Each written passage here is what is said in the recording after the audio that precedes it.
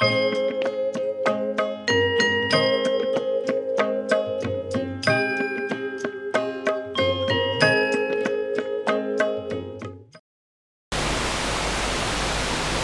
बच्चों, सबको प्यार भरा नमस्कार है। आज हम 10वीं कक्षा का पाठ बसंत की सच्चाई, छठा पाठ है बसंत की सच्चाई, इसे देखने जा रहे हैं। पाठ का नाम क्या है बच्चों? बसंत की सच्चाई। सच्चाई माने जानते हैं बच्चों? सच्चाई माने सत्य का पालन करना। जिंदगी भर क्या करना चाहिए? सत्य का पालन करना चाहिए, उससे हमें अच्छा होता है। तो पाठ के लेखक का नाम क्या है? विष्णु प्रभाकर। लेखक का नाम क्या है? विष्णु प्रभाकर। विष्णु प्रभाकर। प्रभाकर माने सूर्य, दिवाकर आदि बोलते हैं। तो हम इस पाठ का आशय यह देखते हैं, विष्णु प्रभाकर मानव मन के पारखी लेखक हैं। पारखी माने परखने वाला, परीक्षा करने वाला। मतलब विविध तरह के मानव रहते हैं, उनके मन का विज्ञान, मनोविज्ञान अथवा मानसिकता कैसा है, इसके बारे में जानकारी अथवा मानव के मन का यथार्थता को प्रकट तो बोलने वाले लेखक में इनको प्रथम स्थान में लिया जाता है। तो इनकी एकांकी मतलब एक या दो दृश्य वाला क्या है? छोटा सा नाटक। इसे क्या कहते हैं? एकांकी। तो इस बसंत की सच्चाई एकांकी के द्वारा लेखक विष्णु प्रभाकर हम बालकों को अथवा जनता को यह बताना चाहते हैं, स्वाभिमान, पर दुख कातरता, अर्थात दूसरों के दुख को हरने के लिए, मिटाने के लिए आतुरता जैसी मानवीय भावनाओं का सुंदर चित्रण प्रस्तुत पाठ में किया है और छात्रों को भी इसे अपनाने को बोल रहे हैं।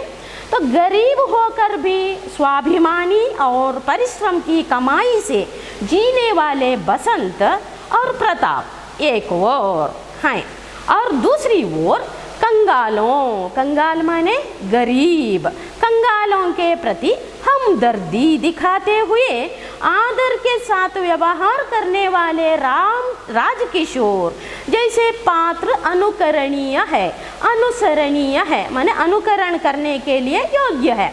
अर्थात यहाँ दो बहुत पात्र वर्ग आता है। एक शरणार्थी अथवा गरीब बच्चा बसंत और उसका भाई प्रताप। दूसरी ओर क्या आता है कि कंगाल अथवा शरणार्थी अथवा गरीब दरिद्र लोगों के प्रति अपना उदार मन दिखाने वाले। यहाँ एक शब्द दिया है हमदर्दी। हमदर्दी का अर्थ है दर्द में साथ देने वाले को हम क्या कहते हैं? हमदर्दी। माने दूसरों का दर्द, कष्ट, दुख है, उसे अपना दुख समझकर उसे निवारण करने के लिए कोशिश करना, ऐसे लोगों को क्या कहते हैं? हमदर्दी। और आदर के साथ, गौरव के साथ दूसरों के जो आयु नहीं देखते हैं, छोटा हो, बड़ा हो या समवयस्क हो, उनके साथ आदर के साथ व्यवहार करने वाले राजकिशोर, पंडित राजकिशोर जो किशनगंज में रहते थे। तो ये दो बहुत प्रमुख पात्र हमें जीवन में अनुकरण करने के लिए क्या है? बहुत ही अच्छा है। ऐसा बताने के लिए लेखक विष्णु प्रभाकर जी ने यह पाठ क्या किया है? प्रस्तुत किया है। तो ऐसे बड़े लेखक का परिचय हम लेते हैं कि लेखक का नाम क्या है? अभी हमने समझा, विष्णु प्रभाकर। आप अपने पुस्तक में देखिए, लेखक का तस्वीर है, कैसे लगते हैं? बहुत ही बूढ़े दिखाई पड़ते हैं पर ज्ञानी हैं बच्चों, बहुत ही मानव दिल वाले आदमी हैं। तो इनका जन्म कहाँ और कब हुआ हम देखते हैं बच्चों। आप 49 पेज नंबर निकाल लीजिए और लेखक परिचय खोलिए, मैं पढ़ती हूँ, आप देखिए। लेखक परिचय। लेखक का नाम विष्णु प्रभाकर। मानव जीवन का यथार्थ चित्रण माने पक्का माने जैसा कि वैसा, उसमें मिर्च मसाला डालना नहीं है, जैसा है वैसा बोलने वाले को हम क्या कहते हैं, यथार्थ चित्रण करने वाले लेखकों में विष्णु प्रभाकर जी का महत्वपूर्ण अथवा अत्यंत श्रेष्ठ स्थान है। उनका जन्म उत्तर प्रदेश राज्य के मुजफ्फरनगर के मीरापुर में सन 1912 को हुआ। तो लेखक का जन्म कहाँ और कब हुआ? लेखक का जन्म उत्तर प्रदेश राज्य के मुजफ्फर, क्या है, मुजफ्फर शहर के, नगर अथवा शहर के मीरापुर, क्या है, मीरापुर में ईस्वी सन का 1912 को हुआ। तो यहाँ बोलते हैं कि पंजाब में शिक्षा पाकर इन्होंने 15 वर्ष तक सरकारी नौकरी की। पंजाब राज्य में इन्होंने क्या किया, बहुत शिक्षा प्राप्त की। उसके बाद 15 वर्ष तक सरकारी नौकरी पाकर वहाँ काम किया। सन 1955 में आकाशवाणी के दिल्ली केंद्र में नाटक निर्देशक के रूप में इन्होंने क्या किया है, कार्य किया है। 1.5 वर्ष तक इन्होंने नाटक निर्देशक बनकर दिल्ली आकाशवाणी केंद्र में कार्य किया।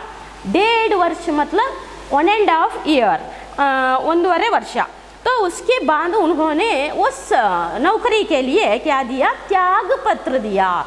त्याग पत्र माने क्या अर्थ होता है, राजीनामे पत्र, क्या बोलते हैं, राजीनामे पत्र।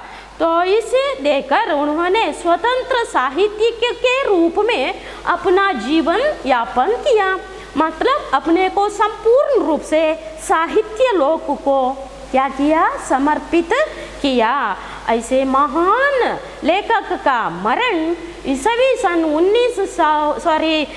2009 को हुआ। इनका क्या है, रचनाएं हम देखते हैं एक के बाद एक। आप पेज नंबर पलटिए।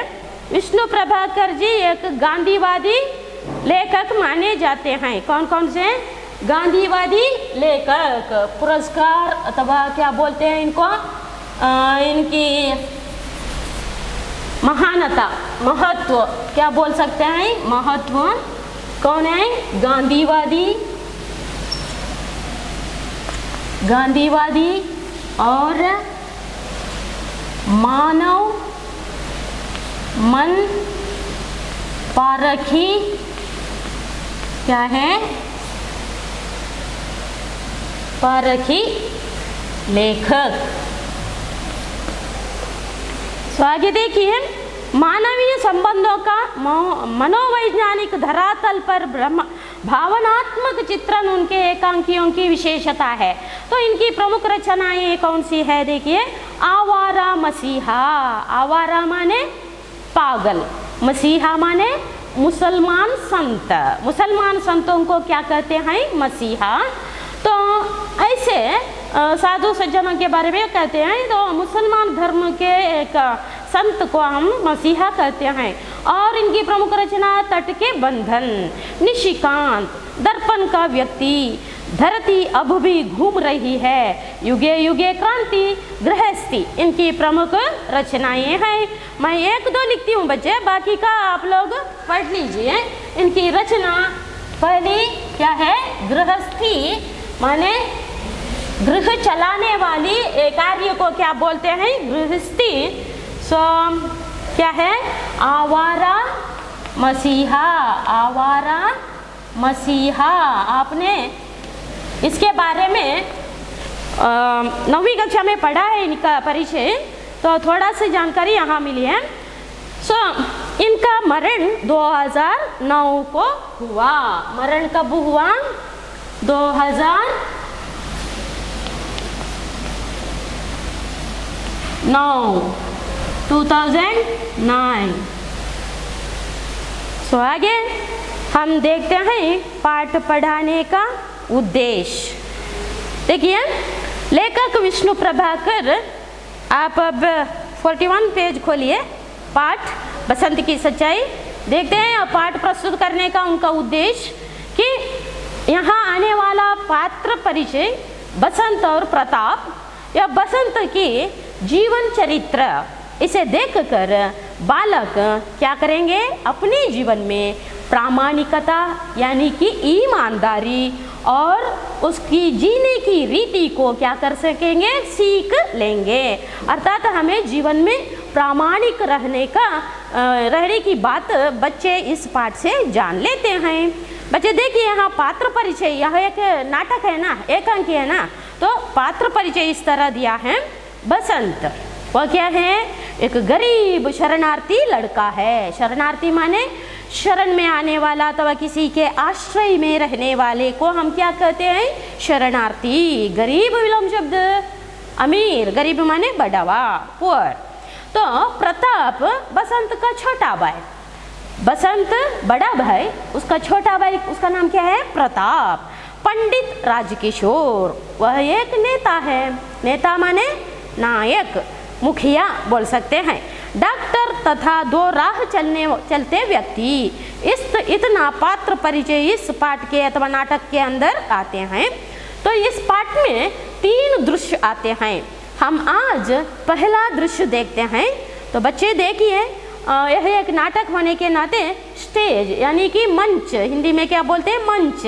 मंच माने स्टेज, माने कन्नड़ में क्या बोलते हैं, वेदिके। क्या बोलते हैं, वेदिके। अंग्रेजी में इसे क्या बोलते हैं, स्टेज। तो मंच पर पहला दृश्य दिखाई देता है, माने जैसा यहाँ यह पहला दृश्य बाजार में घटता है। घटना माने वहाँ बाजार का दृश्य प्रकट करता है, माने बाजार में कैसा रहता है चित्रण, तो उसी तरह प्रति माने उसका ही रूप को यहाँ प्रस्तुत किया गया है। तो लेखक यहाँ वर्णन करते हैं, स्टेज पर सुविधानुसार एक बड़े नगर के बाजार का प्रतीकात्मक दृश्य दिखाई देता है। पहले दृश्य में बाजार में देखिए बच्चों, बाजार में कैसा दृश्य रहता है, यथार्थ रूप में आप समझ रहे हैं कि खरीद करने वाले ग्राहक लोग आते हैं, व्यापारी लोग उनके लिए चाहत चीज़ों को क्या करते हैं, देते हैं। तो क्या है, ग्राहक लोगों का आना जाना, माने बाजार में इस तरह का दृश्य रहता है, आने जाने, लेने देने का शोर और फेरी वाले की पुकार। फेरी वाला माने कि सामान को टोकरी या छोटा सा, कन्नड़ में बोलते हैं बुट्टी, तो इसमें रखकर घर घर अथवा नगर नगर अथवा बाजार के एक दुकान से दूसरे दुकान तक उसे अपने सिर पर लेकर घूमने वाले व्यापारी लोगों को हम क्या कहते हैं, फेरी वाले। तो वे अपने पास रहने वाले चीज़ों का नाम लेके ग्राहक लोगों को अपनी तरफ पुकार करते हैं। यह बाजार का दृश्य में एक है। उन्हीं के बीच में एक लड़का नंगे पैर माने बरी कालो, माने उसके पाँव में कोई भी चप्पल नहीं है, नंगे पैर, फटे कपड़े पहने, माने हरीदा बट्टे दरिसिदवा, फटे कपड़े पहने, हाथ में सामान संभाले भागता हुआ आता है। वहाँ एक तस्वीर देखिए कि एक छोटा बच्चा किस तरह है, उन्होंने क्या पहना है, जो शर्ट पहना है वो इधर उधर फटा है। उसके बगल में क्या है, बहुत सारे गृह उपयोगी सामग्रियां हैं और उसका वेशभूषण हम देखते हैं, पाँव पर कोई चप्पल नहीं है, वो नंगे पैर पर है। तो यह क्या है, बसंत का वेशभूषण। तो उसकी आयु लगभग कैसा है कि 12 वर्ष की उम्र, उसकी उम्र कितनी है, 12 वर्ष लगता है आसपास में, लगभग में। तो उसका नाम समझ में आया कि उसका नाम क्या है, बसंत। हमने पात्र परिचय में देखा है, गरीब शरणार्थी लड़का। वही यह बसंत है। वह पुकार रहा है अपने पास रहने वाले सामग्रियों की बिक्री करने के लिए। क्या पुकार रहा है? पेज पलटिए कि बसंत क्या पुकार रहा है बाजार में ग्राहक लोगों को अपनी तरफ मोड़ने के लिए? छलनी ले लो। क्या? छलनी माने कन्नड़ में इसको जरड़ी बोलते हैं, अंग्रेजी में इसे फिल्टर बोलते हैं तो फनल बोलते हैं। क्या बोलते हैं? छलनी। माने कन्नड़ में जरड़ी, अंग्रेजी में फिल्टर, हिंदी में जाली दार। क्या बोलते हैं? छलनी अथवा जालीदार बोलते हैं। उसके पास गृह उपयोगी वस्तु इस तरह है, छलनी, बटन, दियासलाई आदि। तो एक एक शब्द देखिए। बटन, बटन माने कन्नड़ में बोलते हैं गुब्बी, अंग्रेजी में इसे बटन कहते हैं। दियासलाई मतलब मैच बॉक्स अथवा हिंदी में बोलते हैं माचिस। क्या बोलते हैं? माचिस। दियासलाई इसको क्या बोलते हैं बच्चा? मैच बॉक्स अथवा हिंदी में माचिस कहते हैं। ये सब सामग्रियां बेचकर 12 साल का बालक बसंत अपना और अपने छोटे भाई प्रताप का क्या करता था? पेट भरता था। कोई उसकी बात नहीं सुनता बाजार में। वो बात मुंह में बड़बड़ रहा था, छलनी ले लो, बटन ले लो, दियासलाई ले लो, लेकिन उसकी बात सुनने वाले कोई नहीं थे। मतलब लोगों के पास यह सब सामग्रियां अभी तक होगी। सब उसे देखते हैं और आगे बढ़ते हैं। इसी समय में एक खद्दरदारी व्यक्ति वहां से जाते दिखाई देते हैं। वे मजदूर नेता पंडित राजकिशोर हैं। तो हमें मालूम कर लेना चाहिए वहाँ मजदूरों का नेता कौन है? राजकिशोर। हमने बोला है वो पंडित राजकिशोर। कौन सा काम करते थे राजकिशोर? मजदूरों का नेता थे। तो कैसा था उनका हुलिया अथवा वेशभूषण? उसने एक खद्दरदारी अथवा खादी वस्त्र धारण किया था। वह बालक बसंत के आंखों के सामने दिखाई पड़ा। अपने सामग्री को बिकाने के लिए वो उसके सामने दौड़ पड़ा। वे मजदूर नेता, मजदूर माने कार्मिका। क्या बोलते हैं? कार्मिका। विलोम शब्द क्या है? मालिक। इसके पहले आप लोगों ने लिखा है मजदूर, मतलब क्या है? कार्मिक। क्या बोलते हैं? कार्मिक। इनके नेता अन्यलिंग नेत्री लिख लीजिए। किशोर अन्यलिंग किशोरी। बसंत उन्हें देखकर उनके पीछे भागता है। एक खद्दरदारी व्यक्ति पंडित राजकिशोर के पास उनका वेशभूषण देखकर बड़ा आदमी होगा ऐसा समझकर बालक बसंत उनके पास दौड़ता है। कोई कुछ ना कुछ सामग्री अपनी तरफ से वह ले लेंगे। पीछे विलोम शब्द आगे। तो आगे बसंत उनके सामने जाकर कहता है, साहब बटन लीजिए, देसी बटन। साहब दियासलाई लीजिए। ऐसा उनको अपनी तरफ मोड़ने के लिए, आकर्षण करने के लिए वह अपने पास रहने वाली चीज़ों का नाम पुकारते बोलता है। तब राजकिशोर क्या कहते हैं? यहाँ एक शब्द है बच्चों, देसी बटन। माने अंग्रेजों के शासन काल में हम महात्मा गांधी जी के नेतागिरी में क्या विदेशी सामग्रियों को क्या किया था? इनकार किया था, उनको छोड़ दिया था, त्याग दिया था। हमने क्या किया था?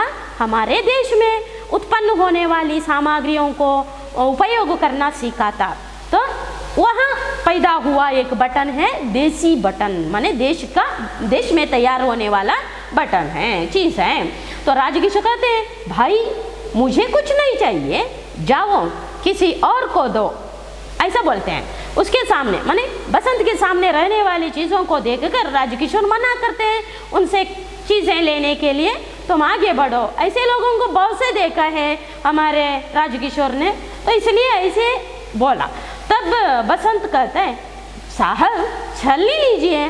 छलनी से क्या क्या काम कर सकते हैं? दूध छानिए, चाय छानिए, ऐसा वर्णन करता है छलनी के बारे में बसंत। तब हमें मालूम कर लेना चाहिए छलनी से हम क्या क्या कर सकते हैं।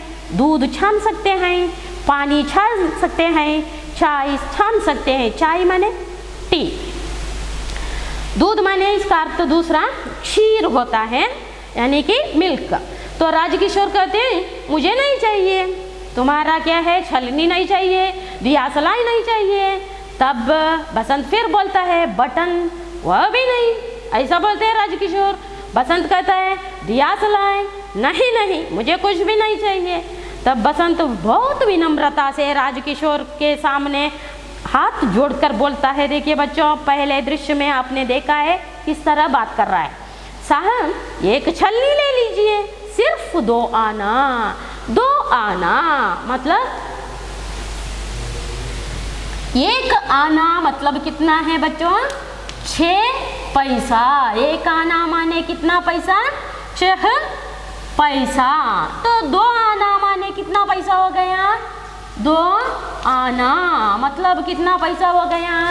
12 पैसे। कितने पैसे? 12 पैसे। यहाँ छलनी का दाम कितना? 2 आना बोला, अर्थात कितने पैसे? 12 पैसे। इस तरह 100 पैसे मिलकर 1 रुपया बनता है, 1 नोट बनता है, मालूम है? तो विनम्र माने विनय पूर्वक, मालूम है आप लोगों को? एक विलोम शब्द अनेक होता है। छलनी बहुवचन क्या होता है? छलनियाँ। तो आगे बसंत कहता है साहब एक छलनी ले लीजिए, सिर्फ 2 आना। ऐसा कीमत कहता है, कीमत मतलब रेंट, रकम बोलते हैं। तो आगे राजकिशोर कहते हैं पर भाई मुझे नहीं चाहिए, तो कैसे ले लूँ? मुझे आपके पास रहने वाली चीज़ एक भी नहीं चाहिए, फिर मैं कैसे ले लूँ तुम इतना आग्रह करने पर भी? तो बसंत कहता है अच्छा आप 6 पैसे, ऐसा बोलता है। मतलब इस एक छलनी का दाम कितना है? 2 आना अर्थात 12 पैसे। लेकिन आप दया करके मेरे पास से एक छलनी ले लीजिए, आप थोड़ा सा रकम कम दीजिए, मतलब 1 आना 2 आने के बगैर 1 आना दीजिए, माने 1 आना माने कितना? 6 पैसा, इतना दीजिए। तब राजकिशोर कहते हैं ओहो, अर्थात यह छोड़ने वाला नहीं है मुझे दे लेके बिना, ऐसा समझ कर कहते हैं ओहो। तो आगे कह दिया मुझे कुछ नहीं चाहिए, मुझे तुम्हारे पास रहने वाली चीज़ कुछ भी नहीं चाहिए। तब बसंत को रोना आया, रुआंसा स्वर, रुआंसा मतलब रोने की ध्वनि अथवा आवाज़। साहब सवेरे से कुछ अब तक कुछ नहीं बिका, आपसे आशा थी, साहब 1 तो ले लीजिए। ऐसा थोड़ा सा गर्म हुआ, थोड़ा सा ठंडा होकर रोते रोते आवाज़ से कहता है। आशा विलोम शब्द निराशा, साहब अन्यलिंग साहिबा लिख लीजिए। तो राजकिशोर बोलता है, जैसे जेब से 2 पैसे निकालते हुए राजकिशोर कहते हैं तुम तो अब थोड़ा सॉफ्ट हो गए। राजकिशोर गर्मी उतर गई इनकी इसकी परिस्थिति देखकर। अच्छा तुम्हें पैसे चाहिए, लो ये 2 पैसे लो और जाओ। अब तुम्हें पैसे चाहिए ना, सुबह से कुछ भी नहीं बिका, पैसा नहीं है तुम्हारे पास, पैसे ले लो और यहाँ से चले जाओ, ऐसा कहते हैं। बसंत तुरंत एकदम सडनली कहता है नहीं साहब नहीं, मैं पैसे नहीं लूँगा। मैं क्या नहीं लूँगा? तुमसे ऐसे ही पैसा नहीं लूँगा। अर्थात हमें यहाँ समझना चाहिए कि यह बालक गरीब होते हुए बहुत ही स्वाभिमानी लड़का है। बच्चों स्वाभिमान हमें छोड़ना नहीं चाहिए। तब राजकिशोर कहते नहीं लोगे? तो बसंत कहते हैं जी नहीं, आप छलनी खरीद लीजिए, ऐसा कहता है राजकिशोर। अच्छा 1 छलनी में तुम्हें क्या बचेगा? अब मैं समझो तुम्हारे हाथ से 1 छलनी लेता हूँ, तो तुम्हें क्या बचेगा उसमें? 2 आना 2 पैसे माने 12 पैसे से तुम्हें क्या बचता है? ऐसा बोलता है। तो बसंत कहते हैं 2 पैसे कितना? उसी काल में 2 पैसा माने बहुत बड़ा होता है, 2 पैसे बचते हैं मुझे, कम से कम 1 चीज़ आप लेते हैं तो मुझे आज के पेट के लिए 2 पैसा मिल गया, ऐसा समझता है। तो राजकिशोर कहते हैं तो बस पैसे ले लो और समझ लो मैंने एक छलनी खरीद ली है, मेरे पास से तुम क्या लो 2 पैसे ले लो और मुझे आपकी छलनी नहीं चाहिए। समझो मैंने तुम्हारा छलनी खरीद लिया है। खरीदना विलोम शब्द क्या है? बेचना। बेचना, बेचाना, बेचवाना प्रेरणार्थक। उसी तरह खरीदना, खरीदाना, खरीदवाना होता है। तब बसंत कहता है नहीं साहब नहीं, यह तो भीख है, मैं भीख नहीं लूँगा, आप छलनी ले लीजिए, ले लें आप। अगर आप मेरे पास से छलनी नहीं लेते तो मैं उधार में आपसे पैसा नहीं लूँगा। अगर ऐसा लूँगा क्या होता है? वह भीख होता है। भीख माने भिक्षा, माने किसी चीज़ को लिए बिना देने वाले पैसे को हम ऐसा कहते हैं। मैं भिक्षा लेने को या भीख लेने को तैयार नहीं हूँ। आप मेरे पास से कोई भी एक सामान खरीद लीजिए और उसका रकम मुझे दे दीजिए, ऐसा बोलता है। उसकी स्वाभिमानता यहाँ प्रकट होती है बच्चों। राजकिशोर उस बात, बालक की छोटे मुँह से बड़ा बात सुनकर उसका बहुत प्रभाव अपने ऊपर डाल लेते हैं और वे सहसा माने तुरंत उस बच्चे को देखते हैं, फिर जेब टटोलते हैं। टटोलना माने अंधेरे में ढूंढना, कन्नड़ में बोलते हैं तड़काड़ोदो, मुट्ठी मुट्ठी नोड़ोदो। सो इसको क्या बोलते हैं? टटोलना। प्रेरणार्थक लिख लीजिए, टटोलना, टटोलाना, टटोलवाना। पर पैसे नहीं मिलते। अब छलनी का दाम कितना हमने समझा? 2 आना मतलब 12 पैसा। उतना चिल्लर अथवा भुना अथवा छुट्टा किसके पास नहीं था? यह राजकिशोर के पास। केवल उनके जेब में एक नोट दिखाई देता है। राजकिशोर बोलते हैं भाई मेरे पास पैसे नहीं हैं, हो तो ले लेता, नोट है, क्या आपको नोट चलता है? ऐसा बोलते हैं। तब बसंत बोलते हैं उदास होकर कि आज छलनी बिकने वाली है लेकिन इनके पास छुट्टा नहीं है, वो नहीं लेंगे, ऐसा उदास होता है। उदास माने दुखी। विलोम शब्द क्या है बच्चों? उदास, मेहनत। आप लिख लीजिए। तो आगे पैसे तो मेरे पास भी नहीं है, कुछ बिका ही नहीं सुबह से, ऐसा बोलता है। पैसे माने चिल्लर मेरे पास भी नहीं है साहब, सुबह से मुझे एक चीज़ भी नहीं बिका है, इस कारण मेरे पास पैसे नहीं है। तो आगे राजकिशोर कहते हैं तभी तो कहता था, मालूम हुआ कि मेरे पास छुट्टा नहीं है इसलिए मैंने आपके पास से एक भी चीज़ नहीं खरीदा, ऐसा बोलते। आगे बोलते अच्छा कल ले लूँगा या मेरे घर ले आना, मैं किशनगंज में रहता हूँ। अपना एड्रेस पता दिया। तो आगे बसंत कहता है सडनली एकदम होकर नहीं साहब आज ही ले लीजिए मेरे पास से एक चीज़, आप नोट मुझे दीजिए, मैं अभी बाजार से भुना लाता हूँ। भुना माने चिल्लर। भुना का अर्थ क्या है बच्चों? चिल्लरे। कन्नड़ में चिल्लरे या चेंज बोलते हैं। अंग्रेजी में क्या बोलते हैं? हिंदी में छुट्टा बोलते हैं अथवा चेंज बोलते हैं अंग्रेजी में। तो आगे क्या हुआ? यह बच्चा पंडित राजकिशोर जी से एक नोट पाता है, तुरंत उसे भुना लाने के लिए बाजार की तरफ दौड़ता है। क्या है? मैं अभी बाजार से भुना लाता हूँ। और राजकिशोर कहते हैं भाई तुम तो ऐसा बोलते रहते हैं। बसंत क्षण में वहाँ से गायब होता है, ओझल होता है। बस मैं आया अब बोलता है। राजकिशोर कहते हैं अच्छा लो भुना लाओ, अभी आना, दौड़ो अभी भुना लेकर आना, मैं यहाँ के यहाँ खड़ा रहता हूँ, ऐसा बोलते हैं। आना विलोम शब्द जाना। सो आगे बसंत बोलता है अभी आया साहब, आप यहीं ठहरे, अभी पलक मारते ही आया।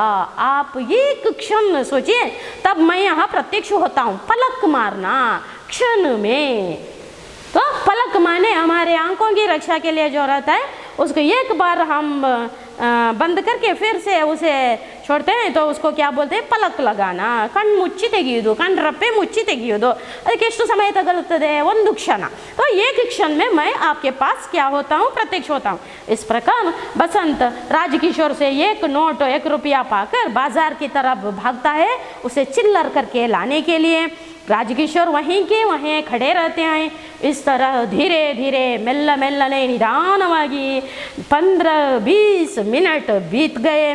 जैसे जैसे समय बीतता गया वे उत्सुक होकर बाजार की तरफ देखते रहे। किसका इंतजार में थे? इस बालक के इंतजार में। तो बाजार का समानार्थक शब्द चौक होता है, मंडी होता है, अंग्रेजी में मार्केट बोलते हैं। तो बीतना, बिताना, बितवाना। इस तरह उसकी राह देखते देखते देखते 20 मिनट बीत गए। तो राजकिशोर अपने आप में बोलने लगे, 15 मिनट हो गए, अब तक नहीं आया यह बालक, कहाँ रह गया? मुझे तो लगता है अब नहीं लौटेगा। उसने मुझे अच्छा धोखा दिया है, ऐसा समझ लिया मन ही मन राजकिशोर ने। तो बच्चों, आज हमने पहला दृश्य देखा। इस दृश्य में बाजार का दृश्य देखा। वहाँ के क्या है, चीज़ लेने वाले ग्राहक लोग और व्यापारी लोग, वहाँ का चित्रण हमने देखा। और वहाँ एक नंगे पैर वाला, फटे कपड़े पहनने वाला 12 वर्ष का एक बालक किस तरह अपना जीवन यापन करने के लिए वह लोगों को उत्सुकता कर रहा था, यह भी देखा। उसकी दीन दरिद्र स्थिति को देखा। और पंडित राजकिशोर जी ने इस बालक, इस गरीब बालक पर अपनी कृपा दृष्टि कैसे डाली, यह भी देखा कि ऐसा वैसा करके बालक ने लेखक पंडित राजकिशोर को क्या किया? छलनी बेच दी। तो छलनी का दाम कितना? 2 आना। तो छलनी से हम क्या क्या काम कर सकते हैं? दूध छान सकते हैं, पानी छान सकते हैं और चाय छान सकते हैं। छानना, छनाना, छनवाना प्रेरणार्थ क्रियापद। व्हाट्सएप में मैं कुछ प्रश्न भेजती हूँ, अतिरिक्त प्रश्न। इसे आप अपने शीट पेपर पर लिख कर रखिए। विद्यागम को आते हैं तो आप लिख कर ले आइए। अच्छा बच्चों, आज के लिए यहाँ हम रुकते हैं। साईं राम।